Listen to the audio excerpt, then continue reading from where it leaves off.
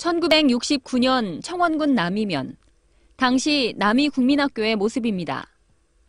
플라타너스 듬성듬성 서 있는 운동장은 어린이들의 놀이터였습니다. 사다리 타기, 철봉, 미끄럼틀, 까까머리 꼬마들에게 그때는 최고의 놀이기구들이었습니다. 6학년 일반 교실에서는 취업교육이 한창입니다. 바구니를 짜는 서툴지 않은 손놀림, 웃음 띤 눈가에서 소녀들의 꿈이 묻어납니다. 그때 꼬마들이 지금은 50을 훌쩍 넘었습니다. 그 시절 생각나네. 배가 고파서 친구놈들과 강냉이빵 뺏어 먹고 선생님한테 혼나고 선생님 또 골리다 혼나고. 청원군 낭성면 산동국민학교에 나무 심는 날. 꼬마들의 곡괭이질 솜씨가 제법입니다. 땅을 파고 나무를 옮겨 심는 것까지 어린이들이 일손을 보탰던 시대. 당시 꿈나무들이 지금은 우리 사회를 움직이는 든든한 버팀목이 됐습니다. MBC 뉴스 신미입니다.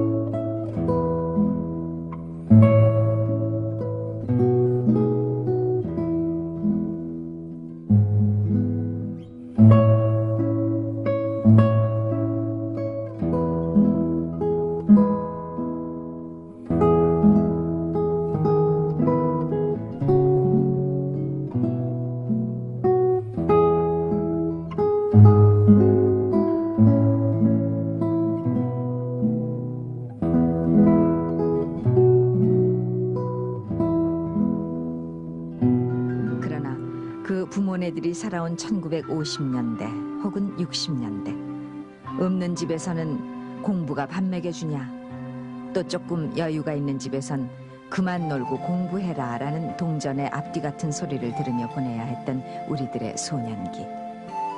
문맹률이 30%에 이르던 그때 우리 연표는 까막눈 시대로 기록됐고, 그래서 아이들이나 배움이 모자란 어른들 모두가 공부라는 골고다 언덕을 향하고 있던 그때, 만지기만 해도 바스라질 것 같은 이 국어책. 아이들은 바둑이와 영이 철수를 부르면서 글을 깨쳤고, 군에 간 아들에게서 온 편지를 읽을 수 없어 온 마을을 다니며 고등과 학생을 찾던 늙은 어머니는 어느 날 야학에서 시작한 가갸거겨로 세상에 늦깎이 눈을 뜨기 시작했습니다. 가난을 물리칠 수 있는 길은 자식을 공부시키는 일밖에 없다는 못 배운 부모들의 한과, 그래서 공부는 더 많이 외우는 길이 첩경이라며 명작 소설 하나 들어갈 틈이 없는 무거운 책가방을 들고 착간이나 학교 가고 오는 길에 단어 하나 더 외우고 공식 하나 더 암기하는 것 외에는 여백이 없었던 그때. 그래서 우리들 사춘기는 검은 교복에 에워싸인 채 정지됐고, 삼라만상의 모든 것을 달달 외우면서 우리의 맹세니 혁명공약이니 국민교육 헌장이니 하는 것까지도 그 까까머리 상고머리 속에서 언제든 뛰쳐나올 수 있어야 했던 그때.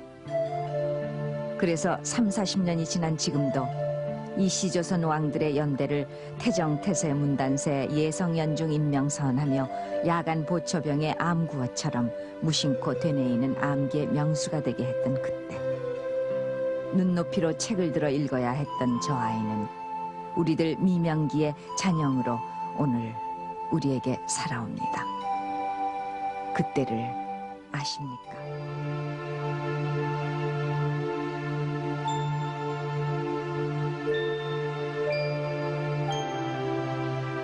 해방이 되고 우리 정부가 서기 전 어느 신문에 요즘 말로 캠페인을 보면 기억 니은 배워서 좋은 나라 세우자였습니다. 이 신문을 따라 읽으면 경기도에서만 전체 도민의 40%가 글을 깨쳐 전 인구의 65%가 암흑에서 광명을 찾았다고 쓰고 있습니다. 그리고 1948년 5월 이른바 UN 감시하에 첫 국회의원 선거가 실시됩니다. 그러나 아무리 암흑에서 광명을 찾았다 해도 2100만 인구 가운데 600만 명이 까막눈이었던 그때 유세장에서 입후보한 사람들이 손가락으로 외치던 숫자를 따라 투표용지 위에 그려진 막대기를 세서 찍는 도리밖에 없었습니다. 그 막대 기호가 실린 투표용지와 선거 포스터는 20년 전까지도 우리 모두를 문맹자로 매도해버렸습니다. 1947년 어느 날 신문은 서울의 국민학교 졸업생 13,000명 가운데 절반인 6,500명만 상급학교에 진학했다고 전합니다. 전국적으로 중학교가 380개밖에 없던 그때 중학은커녕 국민학교도 다니는 둥 마는 둥 해야 했으므로 그 이듬해 선 정부는 의무교육 제도를 실시하기로 하고 초등교육비 그때던 18억 원을 잡아놓으면서 중학교 58개를 더 세울 작정을 해나갔습니다.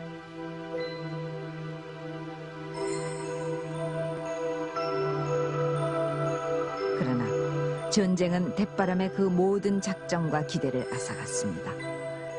몇 자 깨우쳤던 각야거겨도 전쟁통에 다시 까맣게 보였고 국군이 어디로 진격한다라는 삐라조차 읽기보다 들어서 알아야 했던 그때 피난수도 부산이나 수복지구 도해지에서는 책걸상도 없는 맨땅 노천교실에서 우리들은 바두가 영희야 철수야로 시작되는 낡은 교과서로부터 책 읽기를 시작해야 했습니다. 책이라야 지금의 화장지만도 못한 그때 얘기로 똥종이었는데 그나마 우리 손으로 책을 찍을 수 없어 책 뒷표지에는 더러 미 합중국 정부의 원조 운운하는 글귀가 덧붙여지기도 했습니다. 그런가 하면 전쟁통에 급히 펴낸 탓이라며 책을 각자 제대로 꿰매 써달라는 주문이 있는가 하면 책 맨 뒷장에는 우리는 대한민국의 아들딸 죽음으로써 나라를 지키자로 시작되는 세 가지의 우리의 맹세가 어느 책에건 쪽져 있었습니다. 그것이 이제는 내리막 삶의 길에 들어선 중장년들로 하여금 그 청춘을 지금은 사라진 광화문 내거리 아주탑의 구호처럼 살아오게 한 연원이었죠.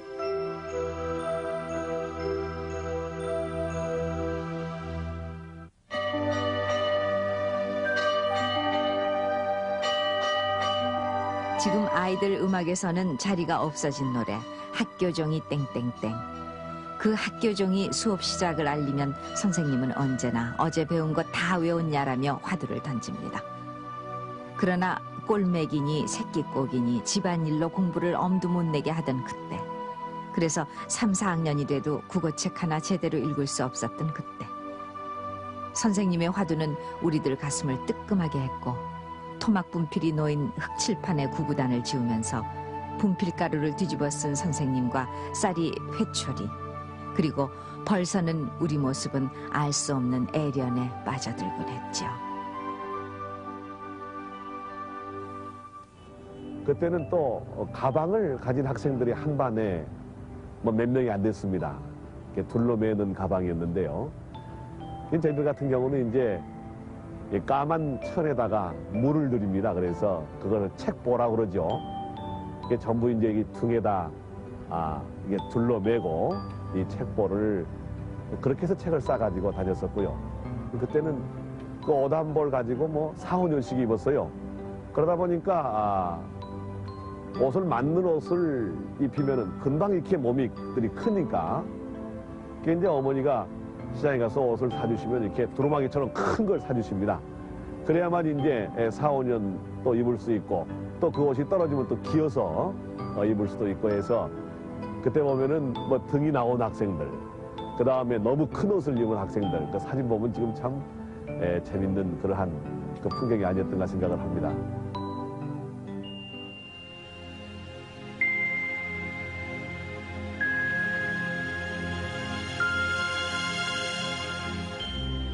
지금은 세계에서 교육열이 가장 높고 문맹률이 가장 낮다는 나라로 꼽히는 우리라고들 합니다마는 정부 통계를 보면 1960년 우리나라의 문맹률이 28%였다니 4사람에 1명이 넘는 사람들이 까막눈이었으니 그 전에야 한 동네에 글을 제대로 쓰는 사람은 10손가락에 꼽을 정도였죠.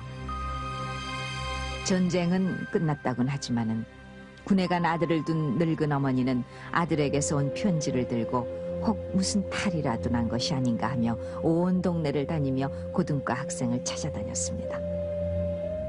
그 고등과 학생은 반갑지 않은 내용은 그저 속으로 삼키고 무사하다는 얘기를 만들어 전해주면은 그 어머니는 이내 편지를 대신 쓰게 했습니다. 애미는 한시도 내 걱정을 놓을 수가 없다로 시작되는 편지 글을 읽어주는 늙은 어머니와 대신 쓰는 학생이 알 수 없는 서름으로 적어가던 편지들.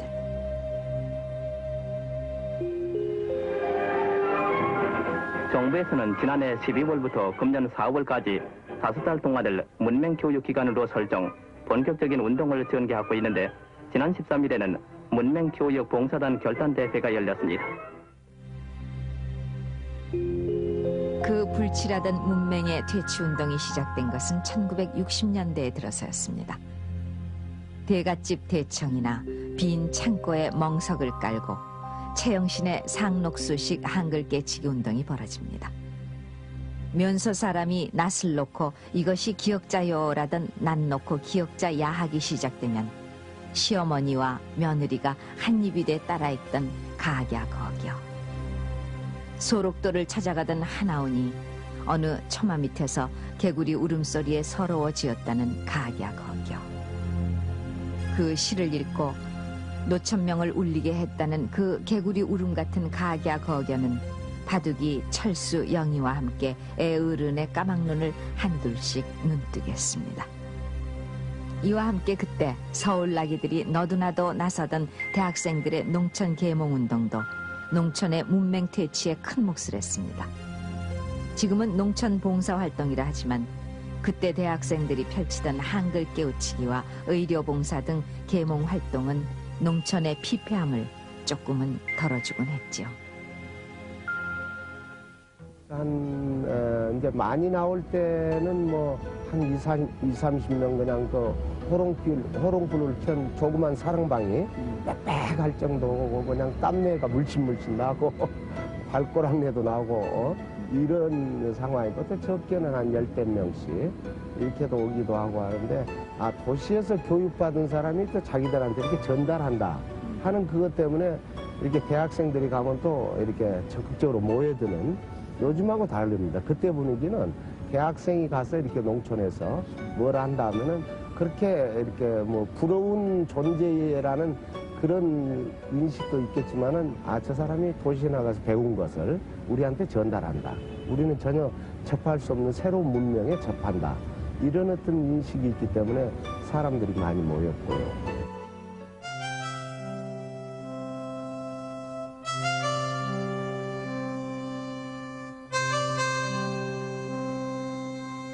(40년) 전인 1954년 봄, 이 신문은 시골 학생이 부형과 함께 서울에 와 며칠 묵으며 입학시험만 치르는데 쌀 8까마 값이 들고 입학금은 10만 환이나 돼서 결국 농촌에서 자식 하나 상급 학교에 보내려면은 우선은 쌀 40까마가 필요하다고 전합니다. 요즘 돈으로 셈하면 500만 원이나 되던 그때 쌀은 예나 제나 우리들의 심장 같은 것이어서 아이 진학을 위해 쌀 40가마를 내면 집안 뿌리가 흔들릴 수밖에 없었고, 그래서 중학 진학을 이미 포기한 아버지는 아이 머리가 아까우니 중학을 보내자던 선생님의 설득 앞에 늘 자괴 어린 한숨을 내뱉곤 했습니다. 나중에 어떻게 될 값에라며 모든 것을 아이 공부를 위해 희생시키기로 작정한 아버지를 따라 아이가 서울로 가던 날, 같은 또래 아이들은 사립안에 몸을 감추고 부러움에 눈물을 찍어내기도 했지요.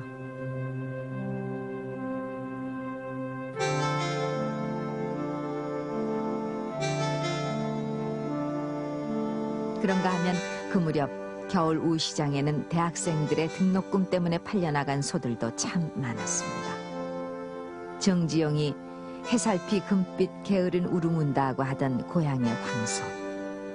팔릴 신세인 줄 알리 있었겠습니까마는 그래서 대학을 우리는 우골탑이라 부르기 시작했습니다.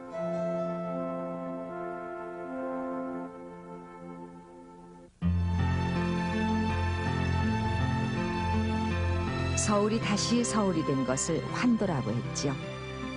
쉽게 아물 수 없는 전쟁의 상처 속으로 토박이들이 되돌아오고 피난민들이 꾸역꾸역 몰려들어 서울은 파시를 이룹니다.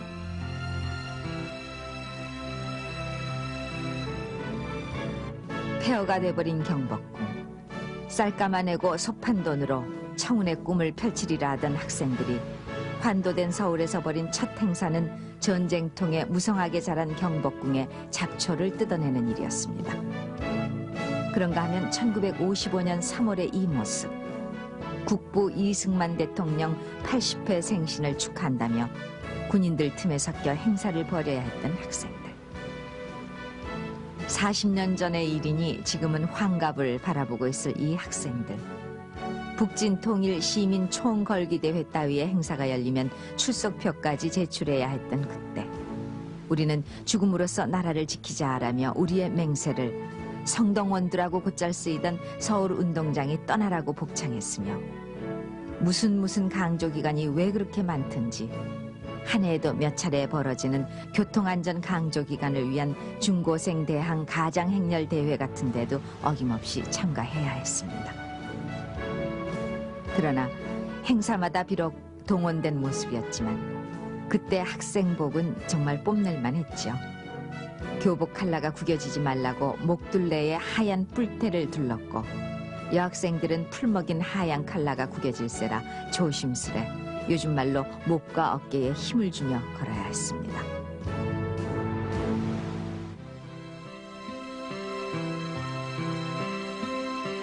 그러나 5.16이 나고 불과 보름 만에 내려진 중고등학생 삭발령은 그때 고등학교 교과서에 실렸던 청춘, 듣기만 해도 가슴 설레인다라는 산문 청춘 예찬을 무색하게 만들어놨습니다.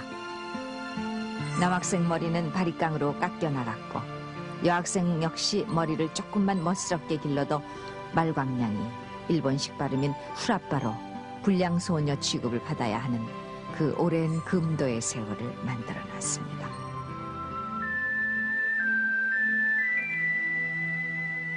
1957년 서울대 57학번들의 입학식 모습입니다. 지금은 여기저기서 지도급 인사로 또는 어린 손주들 재롱 속에 살아가는 이들이 그때 단발머리 모습으로 부푼 꿈을 가누지 못할 때입니다. 그러나 부푼 꿈도 잠깐, 우골탑의 대학생들은 곧 고학생이 되고 맙니다. 하숙비가 몇 달씩 밀려 밤늦게 주인 몰래 냉기 깔린 방으로 들어왔다가 마음씨 좋은 주인 아주머니가 내놓은 저녁상, 콩나물과 두부, 김치가 고작인 그 늦저녁을 목이 메어 먹기도 했습니다. 그러다 고향에서 하숙비가 올라오면 밀린 하숙비를 셈하고 싼 하숙을 찾아 도남동이며 미아리로 리어카짐을 끌고 헤매이던 그때 2원 50전 하던 전차표 아끼느라 우마차를 얻어 타고 굴레방다리를 지나기도 했고 여름방학 고향에서 빈손으로 올라온 학생들은 가을 등록을 위해 피를 팔기도 했습니다. 그 무렵에 신문기사를 보면 6, 7월보다 8, 9월에 피 파는 학생이 많고 9월 한 달 153명 가운데 131명이 등록금 마련을 위해 피를 팔았다고 했고 그러다 허약한 몸을 가누지 못한 어느 학생의 죽음과 끝내 등록금을 마련하지 못한 어느 학생의 자살도 전하고 있습니다. 그런가 하면 다른 한편에서는 돈 많은 집안 학생의 뒷문 입학, 보결 입학이 성행하고 있었고 문교부 장관이 국회에 불려나가 곤욕을 치르는 일도 있었습니다.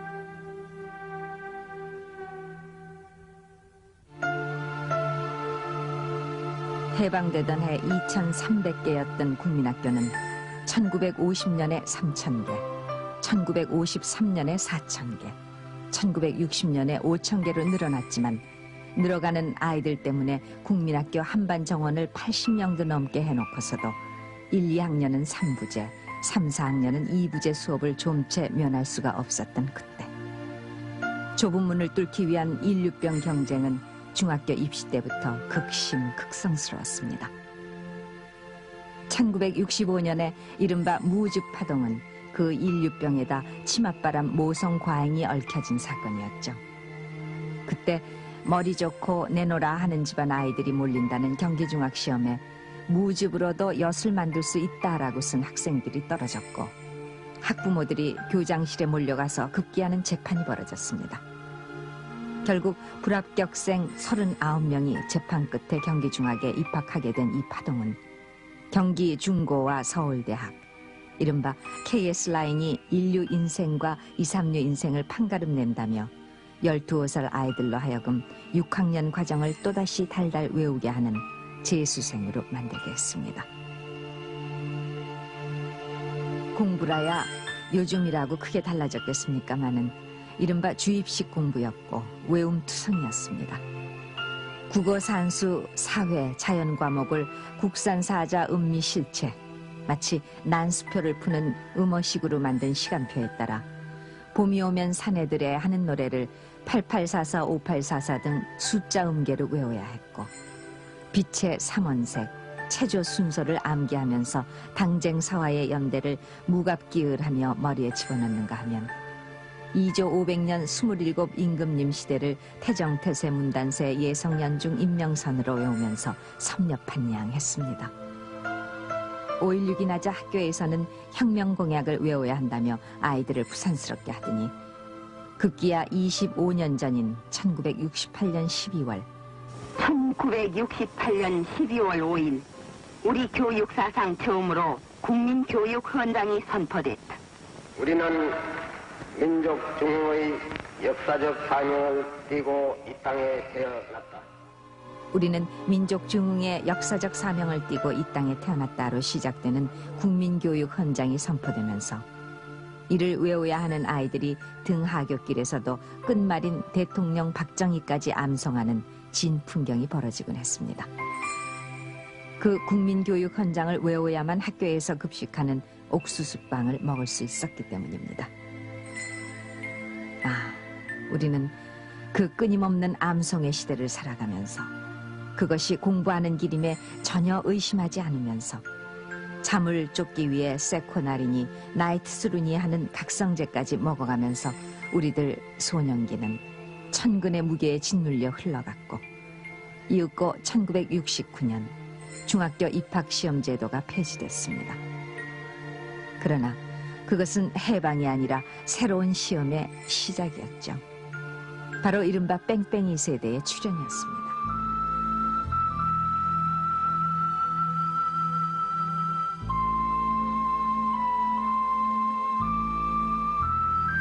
꽃잎 하나 갈피에 끼워 수뇌보로 간직하던 이 책들을 기억하십니까? 그 삭막한 암송의 시대에서도 우리들의 긴 밤으로 와서 오래 머물러 조금의 안식을 주던 시와 소설 읽기. 그러다가 소홀히 조만식 선생을 그리워한 JMS라는 시를 흉내내 K에게, P에게라는 이니셜로 제복과 입시에 찌들어온 우리들 사춘기에 프롤로그를 풀어가던 때도 있었죠. 그랬죠. 그래서 우리는 누가 묻지는 않았는데도 취미는 독서라는 답을 늘 준비하고 다녔습니다. 이교도의 경전을 암송하듯 군사행진에 팔높이처럼 높이 들어 책 읽던 우리의 민영기. 그때를 아십니까?